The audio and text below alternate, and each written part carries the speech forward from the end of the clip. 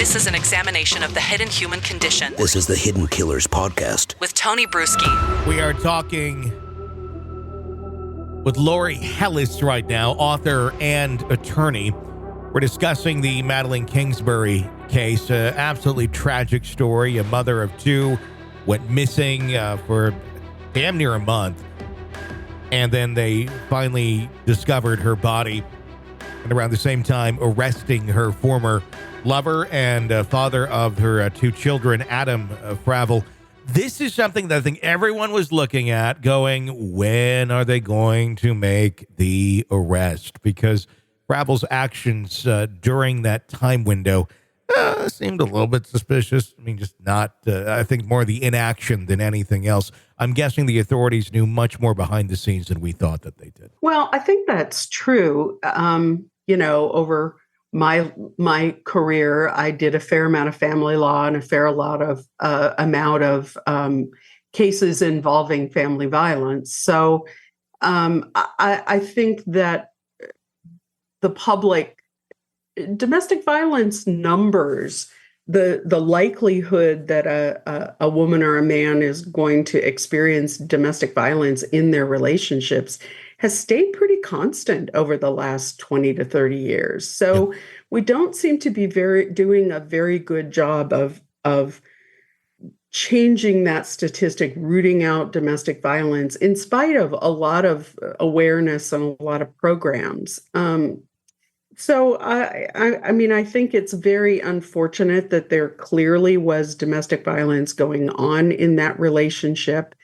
I think that once child welfare authorities got involved, once Madeline had died and the children had been taken into protective custody, I think it was highly unlikely that he was ever going to regain custody of the children without some pretty monumental change going on. And I'm certain that there were suspicions, because we know that in the largest number of cases, particularly cases where there's been past domestic violence, the likelihood that the perpetrator is the intimate partner goes up to like 90%. So it's not surprising to me that state authorities were saying, we're not going to place these children with this potential perpetrator until we are absolutely certain he's not the guy. Certainly there were other indicators going on. We heard in the hearing that he at some point backed her car up into the driveway, which is sort of suspicious. He changed the license plates on her car. So there were some suspicious things going on that led people to believe that he was involved. And I think it's often difficult to make that final connection until a body is discovered, or there's some other really tangible connection to the actual murder. But I think they had their suspicions early enough on that they were certainly not going to place the children with him. And we do get sort of into the realm of Susan Smith, who's was murdered, and then her husband actually caused a gas explosion in the home and killed himself and his two children. So while the Child Protective Services supervisor was locked out of the house on the front porch.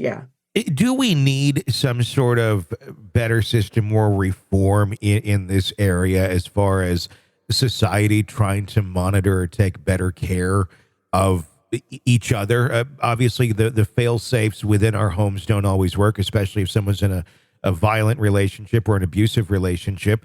If no one else is aware of it outside of those walls, it takes that person to be able to stand up and say, I need to get out of here for my own safety. But oftentimes the cycle of abuse just keeps drawing them back in.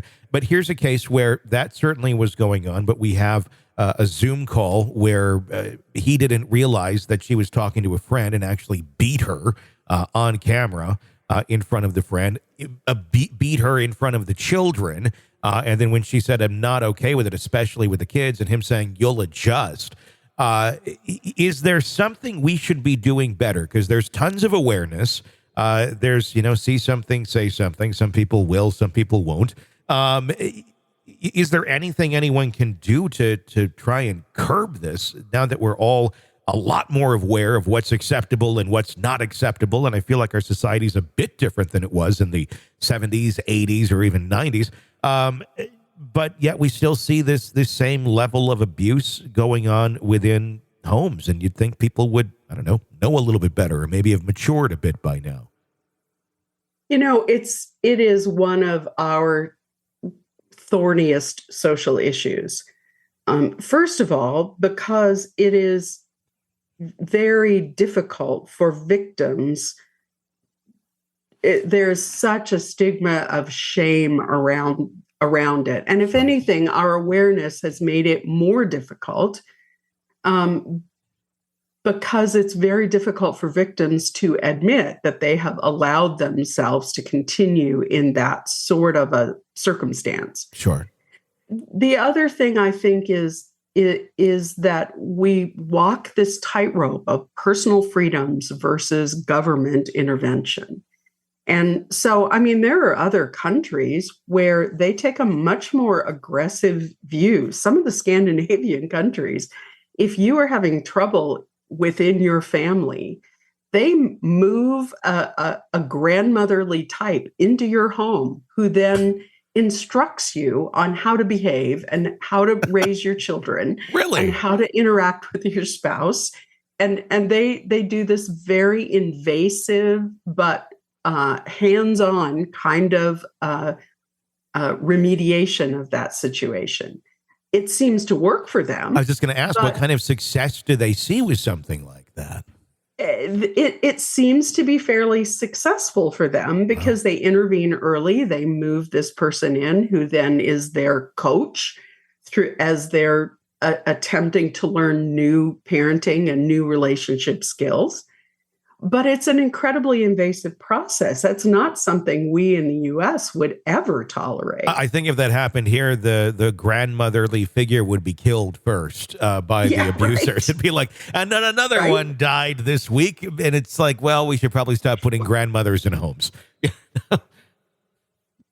Sure, I think that's very true. But as I say, we sort of walk that line between respecting people's personal freedoms and their right to be undisturbed in their homes, their right to privacy, with how we balance that with people's health and safety. Yeah. And, I think it's a juggling act, and we don't always do a good job at it. I think child welfare removes children from homes at times that are more destructive and more difficult than helpful. But then we certainly have these sorts of cases where some sort of intervention would probably have saved lives. This is the Hidden Killers Podcast. Want more? Start binging on all of our true crime podcasts right now through Apple Podcasts and get an ad-free experience when you sign up to be a True Crime Today Premium Plus member exclusively on Apple Podcasts. More of the Hidden Killers Podcast dropping soon. Press subscribe now.